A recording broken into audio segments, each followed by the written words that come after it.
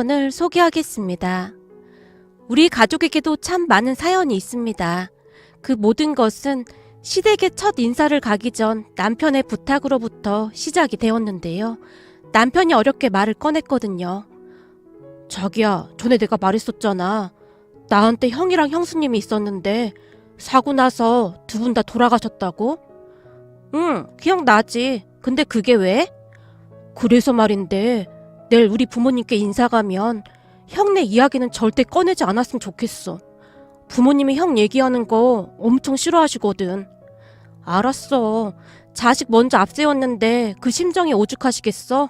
절대 말 안 꺼낼 테니까 걱정하지 마. 이해해줘서 고마워. 고맙긴 뭘. 근데 말이야, 형님은 결혼을 꽤 일찍 하셨나 봐? 그렇지. 엄청 빨리 했지. 형이랑 형수님이 동갑이었는데 거진 고등학교 졸업하자마자 결혼했으니까. 두 분이 진짜 사랑하셨나 보네. 그냥 뭐 형수님한테 이런저런 사연도 있었고 그래서 서둘러서 결혼했어. 그 바람에 부모님이랑 사이가 많이 안 좋아지기도 했고. 왜? 결혼 빨리 한다고? 그냥 부모님 입장에서는 좀 그렇잖아. 그래도 장남인데 대학도 안 가고 결혼해서 형이랑 형수님 둘 다 공장이나 뭐 그런 곳에서 일했거든. 그랬구나. 부모님 입장에서는 싫을 수도 있었겠네. 그래, 맞아. 내 기억에 부모님이랑 형네 부부가 참 많이 다퉜던 기억이 나거든. 그래서 그런지 내가 부모님한테 자기 얘기하니까 엄청 좋아하시더라. 내 얘기? 무슨 얘기?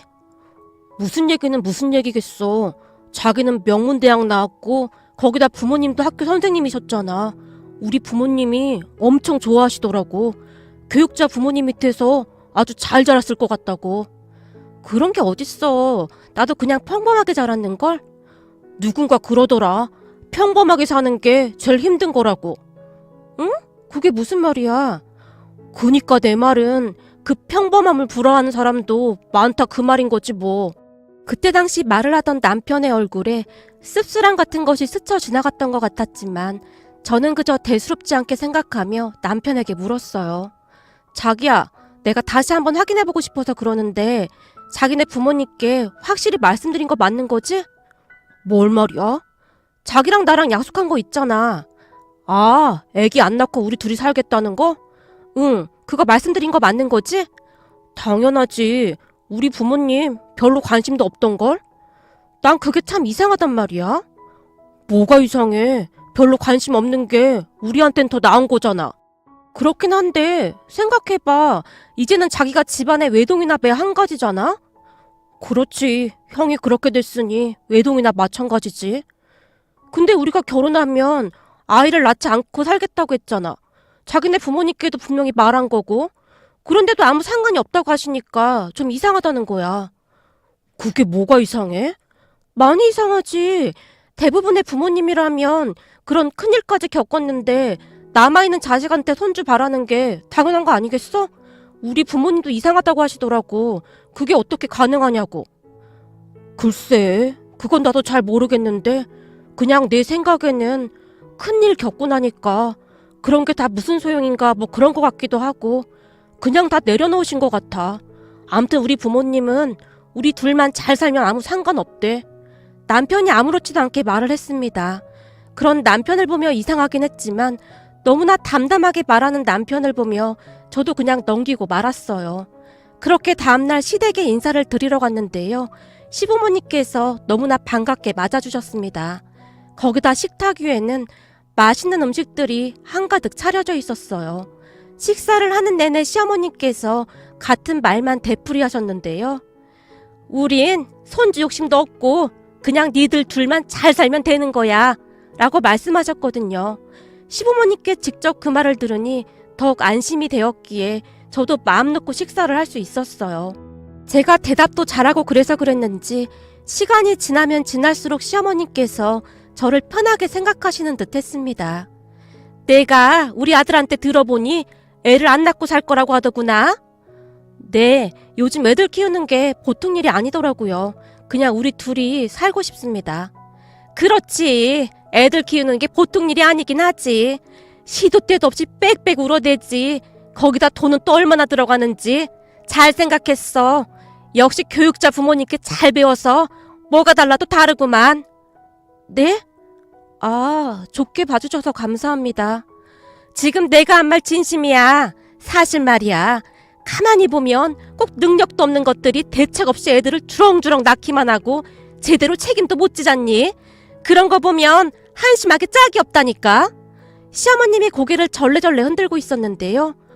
뭘 또 그렇게까지 말하고 그래. 사람마다 생각하는 게 다른 거지. 난 능력 없는 것들이 애들 주렁주렁 낳는 거 딱 질색이야. 그게 다 못 배워서 그런 거라고. 엄마, 이제 그만 좀 하지. 사람마다 생각이 다른 건데 뭘 또 그렇게까지 말해. 남편이 시어머님을 노려봤고 시어머니께서 입을 꾹 다무셨는데요. 아마도 저는 그때부터 시댁 분위기가 뭔가 좀 특이하다라는 생각을 했던 것 같습니다. 이게 뭐라고 표현하기는 좀 어렵지만 아무튼 뭔가 좀 이상한 그런 분위기였거든요. 하지만 제 입장에서는 나쁠 게 없었던 것이 너무나 쿨하게 아이를 낳지 않아도 된다고 말씀하셨기에 거기에만 꽂힌 채 결혼을 결심하게 되었습니다. 그렇게 우리는 결혼을 했습니다. 결혼하고 한동안은 아무 문제가 없었어요. 특히나 시부모님은 우리 일에 전혀 상관하지 않았는데요. 전화도 없었고 만나자는 말씀도 없으셨어요. 오히려 우리를 피하는 기분까지 들었다고 해야 할까요? 물론 그런 시부모님 덕분에 전 오히려 마음이 편했습니다. 그런데 결혼하고 알게 된 사실인데요. 시부모님과 남편의 사이가 상상을 초월할 정도로 안 좋은 듯 해 보였어요. 어느 날은 제가 남편에게 조심스레 물었는데요. 자기 혹시 어머님 아버님하고 사이가 안 좋은 거야? 어? 그건 왜 묻는 거야? 아니, 어머님 아버님이랑 얘기할 때마다 자기가 엄청 짜증스럽게 말하는 것 같길래 사실 내가 볼 때는 두 분 예의 바르시고 좋은 분들 같던데 왜 그러는 거야? 남편은 다른 사람들에게는 더없이 착한 사람이었지만 시부모님에게는 놀랍도록 차갑게 말하곤 했으니까요. 당신은 우리 부모님이 좋은 분들 같아 보여? 응, 우리 부모님도 엄청 예의 바르고 좋은 분들이라고 하셨는걸? 그거 다 가식적인 거야. 한마디로 두 얼굴을 가진 거지. 뭐? 두 얼굴? 그게 무슨 말이야? 아니야, 됐어. 당신은 그냥 지금처럼 그렇게만 지내면 돼. 어차피 자주 마주칠 일도 없을 테니 오히려 모르는 게 약일 수도 있겠네. 그니까 그게 무슨 말이냐고. 제가 남편에게 다그치듯 물었지만 남편은 입을 꾹 다문 채 대답을 하지 않았어요. 그런 남편이 조금 이상하긴 했지만 저는 그저 부모와 자식 간의 흔한 애증 관계라고 생각하고 말았습니다. 그리고 우리는 다시 평화로운 생활을 하고 있었는데요. 시간이 지나면 지날수록 남편의 이상한 행동은 계속되었어요. 시댁에는 발걸음조차 하지 않는 남편이었지만 우리 친정에는 자주 가서 식사도 하고 우리 부모님께 정말 잘했어요. 제가 시댁에도 가야 하는 게 아니냐고 몇 번이고 물었지만 그럴 때마다 남편은 얼굴을 잔뜩 찌푸린 채 말도 꺼내지 못하게 했습니다. 남편 몰래 제가 시부모님께 연락을 드려봤지만 두 분 다 제 전화를 받지 않았고요. 그렇게 하루하루 뭔가가 이상하다는 생각만 하고 있었는데요. 시간이 가면 갈수록 남편의 알 수 없는 행동들이 눈에 들어오기 시작했습니다. 가령 이런 것들이었어요. 토요일 아침만 되면 남편이 운동을 한다며 운동복 차림으로 나가곤 했는데요. 남편 말로는 결혼 전부터 해오던 습관이라면서 이해해달라고 했거든요. 아침 일찍 나가서 오후 2, 3시가 되면 집에 들어왔기에 크게 신경 쓰지 않고 있었어요. 그러던 어느 날 정말 기가 막힌 일이 일어났습니다. 제게는 어릴 때부터 친하게 지내던 친구 은하가 있습니다. 워낙 친한 친구였기에 1년에 몇 번씩 부부 동반으로 만나던 그런 친구였습니다. 그런데 그 친구 아버지가 의사신데요. 친구 은하의 아버지는 정말 어렵게 의사가 되었다고 합니다. 그러다 보니 고아원이나 독거노인 분들을 위해 봉사활동 등을 참 많이 하시는 그런 분이세요. 어린 시절 워낙 어렵게 사셨기에 힘들게 사는 사람들을 항상 도와주시곤 하셨거든요. 옆에서 보고 있으면 굉장히 놀라울 정도인데요. 여기저기 기부도 참 많이 하시고 저도 많이 존경하는 그런 분이세요. 거기다 은하의 아버지는 봉사활동을 가족들과 함께 다니곤 했는데요. 은하 말에 따르면 아주 어릴 때부터 아버지를 따라 봉사활동을 다녔다고 했거든요. 그랬기에 은하의 가족들은 봉사활동 다니는 걸 당연하다고 생각하는 그런 가족들입니다. 은하 말에 따르면 은하와 결혼한 은하 남편도 봉사활동을 하면서 만났다고 했거든요. 은하네 아버지가 은하 남편을 보자마자 적극적으로 둘을 연결해줬다고 했으니까요. 암튼 은하네 가족들은 지금도 한 달에 한두 번씩 봉사활동을 다니곤 하는데요. 어느 날 은하에게 전화가 걸려왔습니다. 전화를 걸어온 은하는 이런저런 안부 인사로 시간을 끄는 듯 했는데 왠지 모르게 제 눈치를 보는 듯 했습니다. 은하야, 뭔데 그래? 너 지금 나한테 무슨 할 말 있는 거지? 그게 말이야. 내가 이 말을 해야 하나 말아야 하나 무지 고민했거든? 우리 남편은 그냥 모른 척 해야 하는 거 아니냐고 하는데 내가 너한테 어떻게 그럴 수가 있겠어. 그니까 무슨 일이냐고. 그냥 말해도 돼. 무슨 안 좋은 일이야? 저기, 나 사실 저번 주 토요일 날 니네 남편 봤어. 우리 남편을? 토요일 언제? 토요일 오전이었는데 처음에는 잘못 본 줄 알았거든? 혹시 그날 니네 남편 옷차림 기억해? 운동복 차림이지 않았어? 맞아. 우리 남편 토요일 오전에는 운동한다고 대부분 일찍 나가거든. 어디서 봤어? 혹시 너도 운동하는 거야? 근데 이상하다. 너네 집하고 우리 집하고 거리가 꽤 멀잖아. 설마 다 여기까지 운동하러 오는 거야? 뭐? 운동? 그러니까 너한테 운동하러 간다고 했다 그 말인 거지? 그래서 운동복 차림이었구나. 아니 그럼 네 말은 운동을 하러 간 게 아니라는 거네? 그게 말이야. 나 사실 그날 이상한 걸 봤어. 라며 은하가 기가 막힌 이야기를 꺼내기 시작했어요. 은하의 말을 대략 요약해보면 다음과 같았습니다. 그날은 은하네 아버지가 새로운 보육원으로 장소를 옮겨서 가족들과 함께 봉사활동을 갔다는데요. 봉사활동을 하고 집으로 돌아가려는데 저만치에서 왠지 낯익은 사람이 걸어오더랍니다. 그래서 처음에는 긴가민가 해서 멍이 바라봤다는데요. 자세히 봤더니 우리 남편이더랍니다. 그 순간 은하가 자기도 모르게 쓰고 있던 모자를 꾹 눌러 쓴 채 유심히 지켜봤다는데요. 다행히 남편은 은하를 못 알아봤다고 합니다. 남편이 남자아이와 여자아이 손을 꼭 붙잡은 채 얼굴에 미소가 가득하더랍니다. 그런데 아마도 남편이 애들을 보육원 안으로 들여보내고 가려는 모양이었던지 애틋한 표정으로 아이들을 바라보고 있더랍니다. 그런 남편을 보며 여자아이가 눈물을 글썽이며 묻더래요.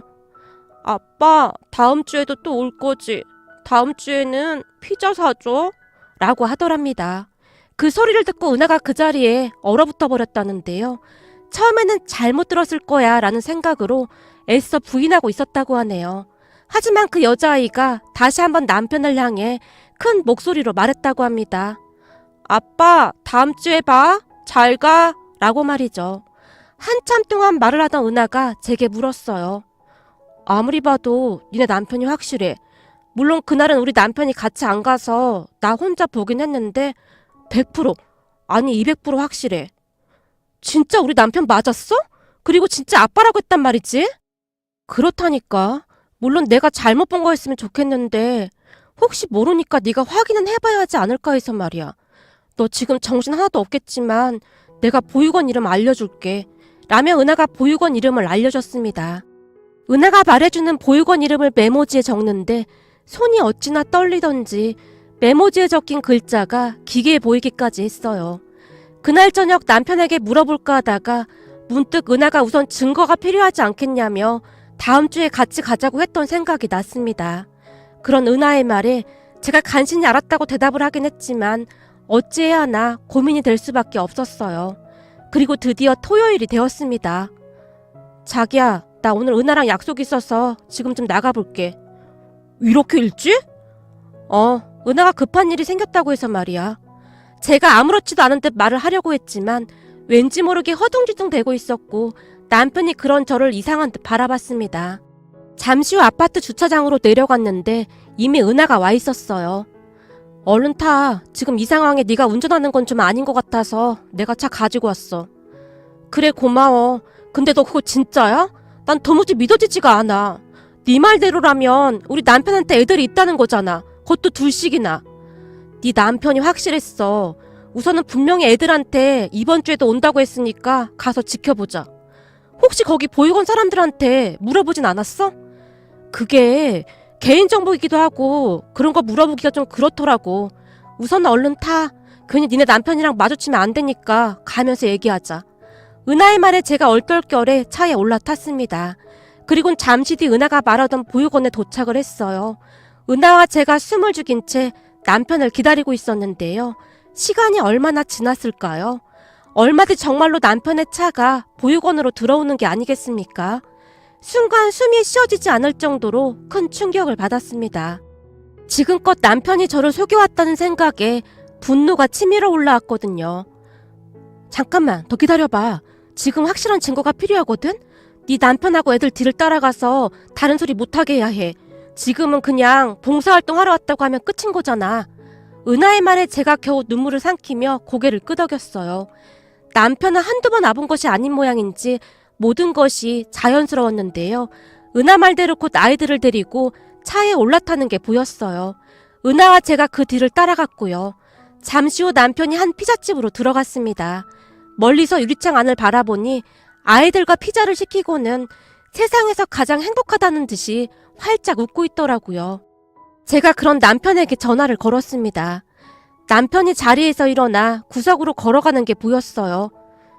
당신 지금 어디야? 나? 어디긴 어디야. 운동하러 왔지. 그래? 운동하러 간다는 사람이 피자 가게에는 왜 있는 거야? 내가 어떻게 받아들여야 하는 거야? 당장 쫓아 들어가고 싶지만 애들 때문에 참고 있는 거니까 똑바로 말해. 뭐? 혹시 당신 지금 이 근처에 있는 거야? 그건 알 거 없고 당신이야말로 결혼 전에 애라도 있었던 거야? 그 애들이 당신 보고 아빠라고 불렀다던데. 자기야, 그게 말이야. 내가 집에 가서 다 설명해 줄게. 진짜 그런 거 아니야. 왜? 평소에 봉사활동하면서 친해진 애들이라고 하려고? 아니야, 그런 거. 진짜 미안해. 결혼 전에 말했어야 했는데 다 내 잘못이다. 그럼 설마 진짜 당신 애들인 거야? 당신 미쳤어? 이건 엄연히 사기 결혼이야. 내가 가만히 있을 것 같아? 당신이랑은 오늘로 끝이야. 자기야, 지금 어디야? 우리 만나서 얘기하자. 내가 애들 피자만 먹이고 바로 당신 있는 곳으로 갈게. 조금만 기다려줘. 이제 보니 자식 사랑이 진짜 대단한 사람이네. 이제야 다 맞아떨어지는구나. 그래서 내가 애기 낳지 말자고 했을 때 오히려 좋아했던 거구나. 자기야, 진짜 그런 거 아니라니까. 제발 내 말 좀 들어봐. 더 이상 당신이랑 할 말 없으니까 우리 그만 이혼해. 그리고 나 당신 상대로 소송할 테니까 그런 줄 알아. 제가 급히 전화를 끊어버렸어요. 너 그렇게 전화 끊어버리면 어떡해. 이혼하더라도 증거는 있어야 할 거 아니야. 됐어. 다 필요 없어. 이 와중에 증거가 왜 필요해. 제가 눈물까지 그렁그렁한 채 말을 했어요. 하지만 은하는 남편과 아이들이 같이 있는 사진들을 열심히 찍어대고 있었어요. 그렇게 저는 은하 차를 타고 바로 친정으로 향했습니다. 친정 부모님이 무슨 일인지 물어봤지만 그냥 피곤하다고만 한 채 방으로 들어가서는 얼마나 울었는지 모르겠습니다. 방 안에 혼자 있게 되자 별의별 생각이 다 들었는데요. 우선은 혹시나 정말로 남편이 후원해주던 아이들이 아니었을까부터 해서 저와 결혼하기 전 혹시 여자가 있었던 건가 하는 생각까지 이런저런 생각들로 머리가 깨질 듯 아파왔습니다. 그때 문득 은하의 말이 다시 떠올랐는데요. 내가 좀 이상했던 것이 저기 남자의 말이야. 니네 남편이랑 진짜 많이 닮지 않았냐? 그래서 내가 좀 이상하다고 생각했던 거야. 라는 말을 했었거든요. 그런 은하의 말을 들어보니 정말로 남자아이가 남편과 많이 닮아 있는 것 같았어요. 그렇게 한참을 눈물만 흘렸는데요. 잠시 후 남편이 친정으로 온 듯했어요. 밖에서 엄마와 남편이 말하는 소리가 들려왔거든요. 무슨 일 있는 건가? 아까부터 방에 틀어박혀서 나오질 않고 있어. 죄송합니다. 오해가 좀 있어서요. 그래, 오해가 있으면 풀어야지.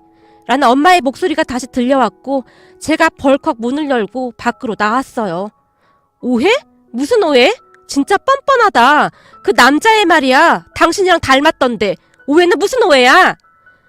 그거 당신이 오해하고 있는 거야. 우선은 나랑 나가서 얘기 좀 하자. 당신한테 벌써 말을 했어야 했는데 다 내 잘못이야. 다 필요 없으니까 당장 나가. 난 당신이랑 이혼할 거야. 어디 속일 게 없어서 애를 숨고 결혼할 수가 있어? 제가 집안이 떠내려가라 소리를 질러댔어요. 뭐? 애? 애라니? 그게 무슨 말이야? 아닙니다, 장모님. 이 사람이 지금 오해를 좀 하고 있는 겁니다. 사실 그 애들 우리 형 아이들입니다. 남편이 자포자기한 표정으로 그대로 주저앉아 버렸어요. 형애들이라니 그게 무슨 말이야? 말 그대로야. 사실 우리 형하고 형수님이 혼전 임신으로 그렇게 빨리 결혼을 했었거든. 남편이 괴로운 듯 머리를 감싸 안으며 어쩔 줄을 몰라 했어요.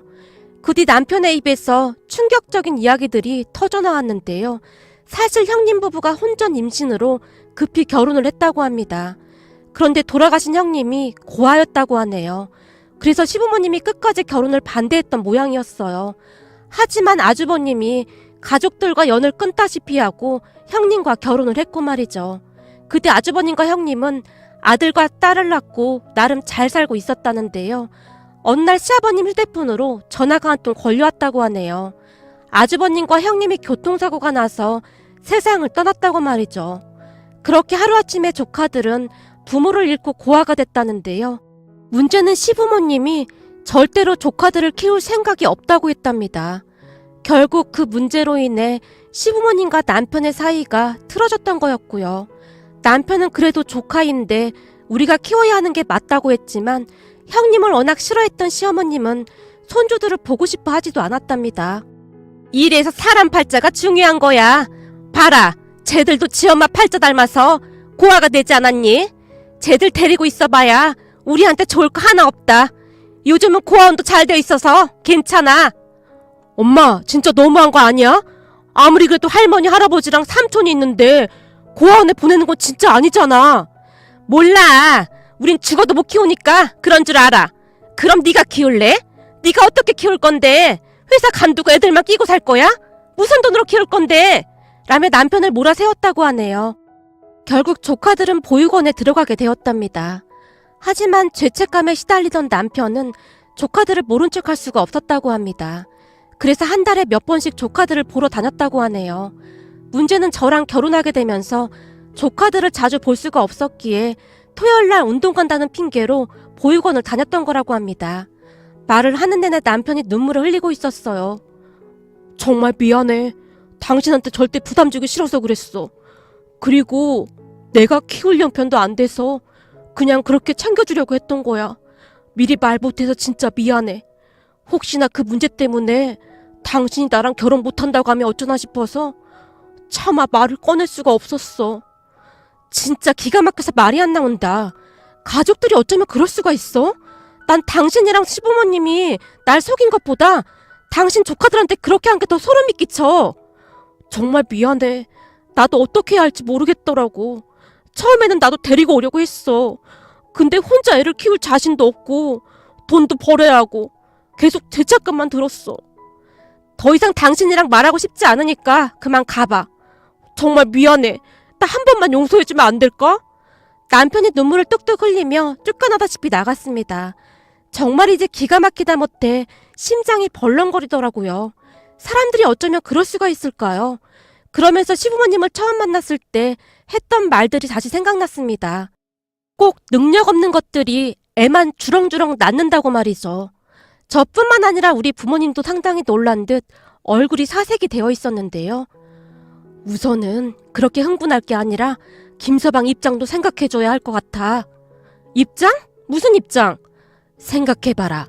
남자 혼자, 그것도 총각 혼자 애 둘을 어떻게 돌볼 수 있었겠니? 그랬으니 우선 보육원에 보낸 거지. 엄만 김서방 심정이 조금은 이해가 되기도 해. 그래도 지금껏 조카들을 계속 챙겨오긴 했잖니. 너무 그렇게 몰아붙이지 마. 근데 니네 시부모님은 정말 충격적이긴 하다. 그래도 손주인데 어떻게 그렇게 매몰차게 그럴 수가 있었을까나? 그지 엄마? 나 지금 소름 끼친다니까? 그러게 말이야. 가만히 보면 사람이 제일로 무서운 거야. 아무튼 넌 김서방 너무 나무라지 말고 대화로 잘 해결해. 근데 말이야, 엄마는 그 조카들이 너무 안쓰럽네. 하루아침에 부모 잃은 것도 딱할 판국에 할머니 할아버지까지 모른 척한 거잖니. 그동안 애들 가르치면서 그런 아이들이 많이 있었잖니. 이게 참 안타까운 게 그런 아이들은 조금만 보듬어주고 관심을 가져주면 마치 선생인 내가 세상의 전부인 양 따르곤 했거든. 그래서 맨날 우리 집에 애들이 북적북적 했잖아. 엄마가 데리고 와서 밥도 해주고 옷도 사주고 그러느라고. 그래, 맞아. 선생인 내가 해줄 수 있는 게 그거밖에 없었으니까. 그래서 그런지 엄마 김소방 마음이 조금 이해가 되기도 해. 엄마가 안타까운 듯 긴 한숨을 내쉬었어요. 그런 엄마의 말에 제 마음도 조금씩 안정을 찾아가고 있었는데요. 우리 엄마 아빠는 제가 봐도 참 훌륭한 선생님이었으니까요. 저는 그런 부모님을 항상 자랑스럽게 생각하고 있었습니다. 그랬기에 시부모님의 행동을 도무지 이해할 수가 없었어요. 다음날 저는 남편과 이런저런 이야기를 나눴어요. 남편이 다시는 조카들을 만나러 가지 않겠다며 무릎까지 꿇고 빌어댔지만 제 마음은 불편하게 짝이 없었습니다. 그렇게 시간은 계속 흘러갔고 저는 친정에서 지내고 있었어요. 어찌해야 하나 고민이 되었거든요. 그러던 어느 날 부모님이 저를 조용히 불러앉히고는 말씀하셨어요. 엄마는 사람 운명이라는 걸 믿는다. 네가 절대 애를 안 낳겠다고 했었잖니? 근데 네 사주에는 항상 애가 있다고 했었거든. 그게 무슨 말이야? 그러니까 엄마는 말이야. 네가 그 조카들을 거두는 게 어떨까 싶어. 물론 그게 절대 쉬운 일은 아니겠지만 이것도 사람의 인연이 아닐까 싶거든. 엄마, 난 절대 못 키워. 그래서 내가 애도 안 낳는다고 했던 거잖아. 그래, 알아. 근데 넌 엄마 아빠 딸이잖니? 그럼 충분히 해낼 수 있을 거야. 엄마 아빠도 도와줄게. 그러다 손주가 태어나면 더 좋은 거고. 부모님의 말씀을 들으며 절대 안 된다고 펄쩍펄쩍 뛰었는데요. 어느 날 퇴근 후 친정에 갔더니 현관에 신발이 잔뜩 있었어요. 왔니? 엄마, 누구 왔어? 그게 말이야. 내가 김서방 오라고 했다. 엄마의 말에 남편이 주방에서 쭈뼛쭈뼛거리며 걸어 나왔는데요. 어찌나 제 눈치를 보고 있던지 고개도 들지 못하고 있었어요. 그런데 그 순간 주방에서 애들이 나오는 게 아니겠습니까? 알고 봤더니 엄마가 남편의 조카들까지 집으로 초대했더라고요. 그냥 밥이나 함께 할까 해서 말이다. 너도 얼른 들어와서 같이 먹자. 엄마가 아무렇지도 않게 아이들을 데리고 주방으로 들어갔어요. 우리 부모님 말씀이 맞다는 생각이 들었는데요.